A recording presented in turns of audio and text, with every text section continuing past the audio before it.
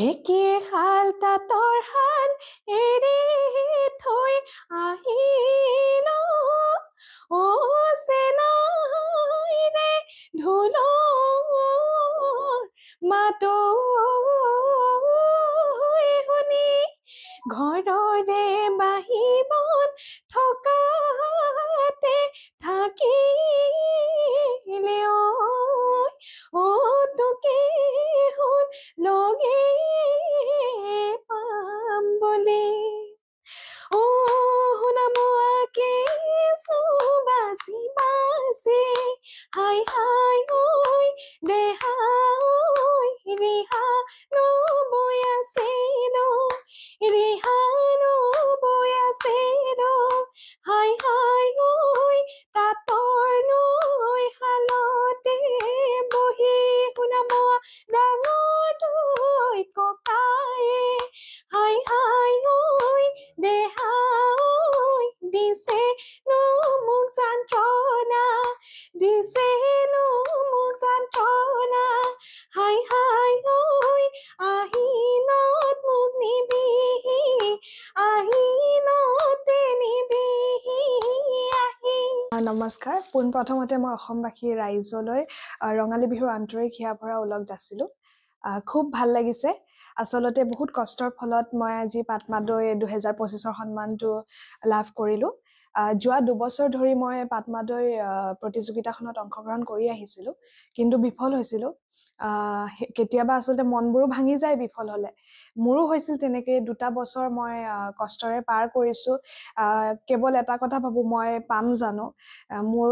আচলতে হিমান টেলেন্ট নাই চাগে বা বহুত নেগেটিভিটি আমাৰ আহে নহয় জানো 2টা বছৰ যেতিয়া মানুহ বিফল হৈ যায় তেনেদৰে এই বছৰ যেতিয়া মই গৈছিলো মই একেবাৰে আশাহীন মোৰ সফল হম নে বিফল হম মই একো ভাবা নাছিলো কেৱল নাচিছিলো কিন্তু ৰিজাল্টটো যেতিয়া ওলালে খুব ভাল লাগিছিলে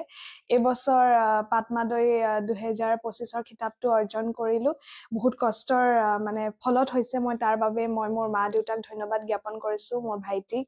তাৰ পাছতে ৰংমন এনাজৰী বিহু হুঁচৰি দল মৰাণ তেওঁলোকৰ কাৰণে আজি মই বিহু খেলপথাৰখনত বহুত ভাৱে জড়িত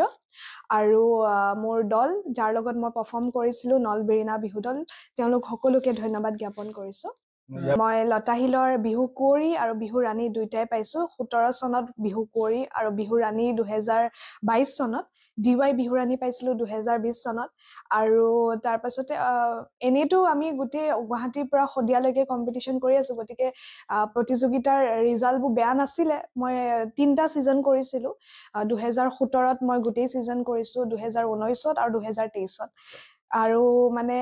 পঢ়া শুনাৰ কাৰণে আচলতে মিলাবলৈ অলপ দিগদাৰ হয় মই স্নাতকোত্তৰ প্ৰথম বাৰ্ষিকৰ ছাত্ৰী মই দিল্লী বিশ্ববিদ্যালয়ত পঢ়ি আছো মই ৰাজনীতি বিজ্ঞান বিভাগৰ ছাত্ৰী ঠিকে আমি যেতিয়া নৰ্থ ইষ্ট চেলত আমি বিহু পাতিছিলো বিহু নহয় আচলতে ওৱাননেছ বুলি আমি এটা প্ৰগ্ৰাম পাতো তেতিয়া আমাৰ বহুত লগৰ মণিপুৰ ছিকিম তাৰ পাছতে এনেকৈ মানে বহুত লগৰে শিকিছিল আৰু বিহাৰৰ মোৰ এজনী লগৰ আছিল তাইও শিকিছিল মোৰ পৰা বিহু আচলতে আমাৰ সাজ সজ্জা তাৰ পাছতে সাজপাৰ আৰু মানে আমি যেনেকৈ নাচো তেওঁলোক বহুত শখিন মানে হেতু কেনেকৈ শিকিব পাৰি তাৰ পাছতে মোৰ লগৰ মানে আহিছিলে মই নগাঁৱত তেতিয়া কম্পিটিশন কৰিবলৈ আহিছিলো তেওঁলোকে ৰাজস্থান আৰু এটা অন্ধ্ৰ প্ৰদেশৰ পৰা তেওঁলোক ফুৰিবলৈ আহিছিলে অসম আহোতে মোৰ বিহু নাচ চাই গৈছে সেইখিনি সময় বিচাৰে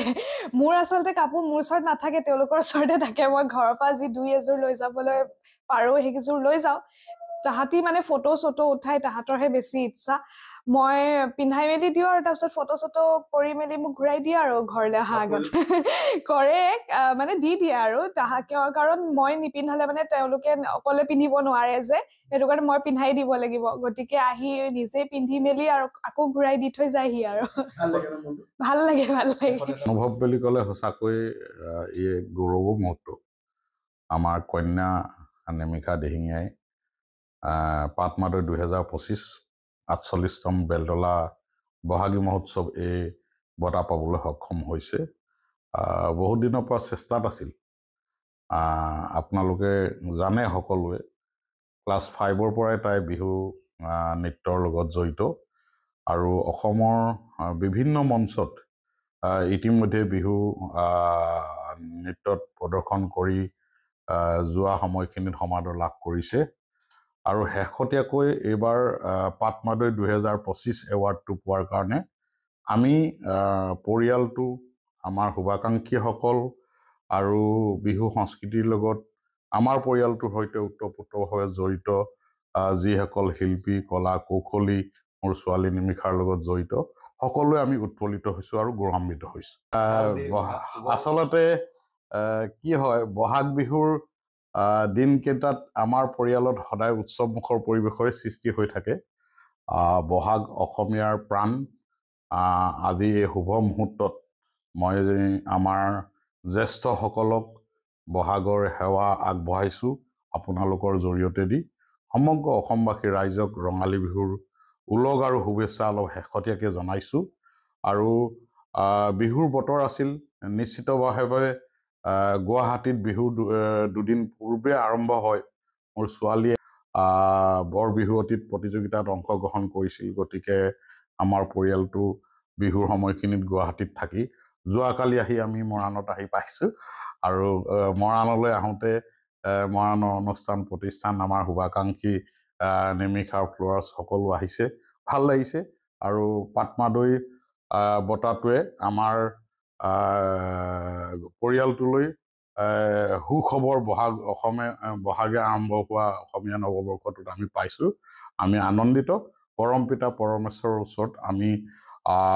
ধন্য হৈছোঁ আৰু তেখেতক প্ৰাৰ্থনা জনাইছোঁ যাতে এনেকৈ আমি লোক সংস্কৃতি কলা সংস্কৃতিৰ সৈতে আহিব লগা দিনবিলাকত জড়িত হৈ থাকিব পাৰোঁ